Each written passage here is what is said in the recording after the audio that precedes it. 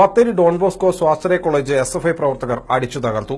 പ്രിൻസിപ്പാളിന്റെ ഓഫീസും കമ്പ്യൂട്ടറുകളും സിസിടിവി ക്യാമറകളും തകർത്തു. കോളേജ് കെട്ടിടത്തിന്റെ ജനൽ ചില്ലുകൾ വ്യാപകമായി അടിച്ചു തകർത്തു. ടോയ്ലറ്റിലെ ഉപകരണങ്ങളും തകർത്തിട്ടുണ്ട്. സംഘടനാ പ്രവർത്തനം നടത്തിയതിന് കോളേജിൽ പഠിക്കുന്ന എസ്എഫ്ഐ ജില്ലാ കമ്മിറ്റി അംഗമായ വിദ്യാർത്ഥിയെ കോളേജിൽ നിന്ന് സസ്പെൻഡ് ചെയ്തതിൽ പ്രതിഷേധിച്ച് ജില്ലാ കമ്മിറ്റി നടത്തിയ മാർച്ചിനിടെയാണ് കോളേജ് അടിച്ചു തകർത്തത്. പോലീസ് നോക്കി നിൽക്കെയാണ് എസ്എഫ്ഐ പ്രവർത്തകർ കോളേജിൽ വ്യാപകമായി അഴിഞ്ഞാടിയത്.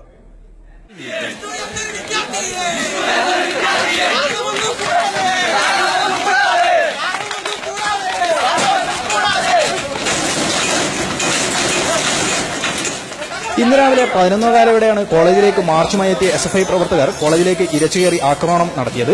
കോളേജിൽ സെക്കൻഡ് ഇയർ ബികോമിന് പഠിക്കുന്ന എസ്എഫ്ഐ നേതാവായ വിദ്യാർത്ഥിയെ യൂണിയൻ പ്രവർത്തനം നടത്തിയതുമായി ബന്ധപ്പെട്ട് സസ്പെൻഡ് ചെയ്തിരുന്നു. ഇതിൽ പ്രതിഷേധിച്ച് നടത്തിയ മാർച്ചിനിടെയാണ് ആക്രമണം ഉണ്ടായത്.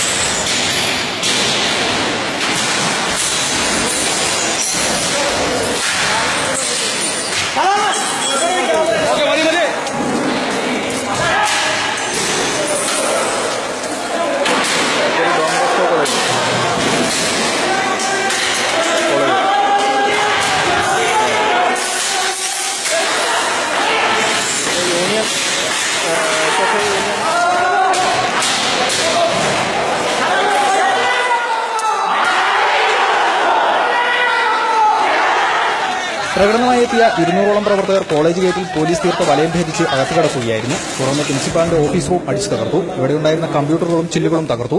കൂടാതെ 4 നിലയിലായി പ്രവർത്തിക്കുന്ന കോളേജ് ക്ലാസ് റൂമുകളുടെ ചില്ലുകളും ഫർണിച്ചറുകൾ, സിസിടിവി ക്യാമറകളും, ബാത്റൂം, വാഷ് ബേസിനുകളും തകർത്തു. കോളേജിലെ പ്രാർത്ഥനാലയത്തിന്റെ ചില്ലുകളും വടിയും മറ്റും ഉപയോഗിച്ച് അടിച്ചു തകർത്തു. കോളേജിന് മുന്നിലെ ഡോൺ ബോസ്കോയുടെ അനുബന്ധ പ്രതിമകളും കേടുപാടുകൾ സംഭവിച്ചു. ആക്രമണം നടത്തുന്ന സമയത്ത് ജനൽ ചില്ലുകൾ തെറിച്ച് അധ്യാപകർക്ക് നിസ്സാര പരിക്കുകളും പറ്റി. വിദ്യാർത്ഥി സംഘടനയുടെ മാർച്ച് കണക്കിലെടുത്ത് പോലീസിന്റെ നിർദ്ദേശത്തിന്റെ അടിസ്ഥാനത്തിൽ കോളേജിന് ഇന്ന് അവധി നൽകിയിരുന്നു.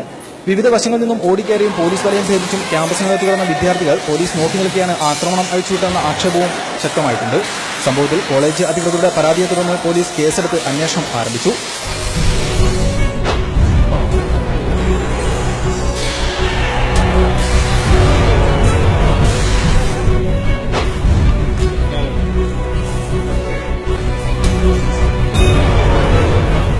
വയനാട് ന്യൂസ്, ബത്തേരി.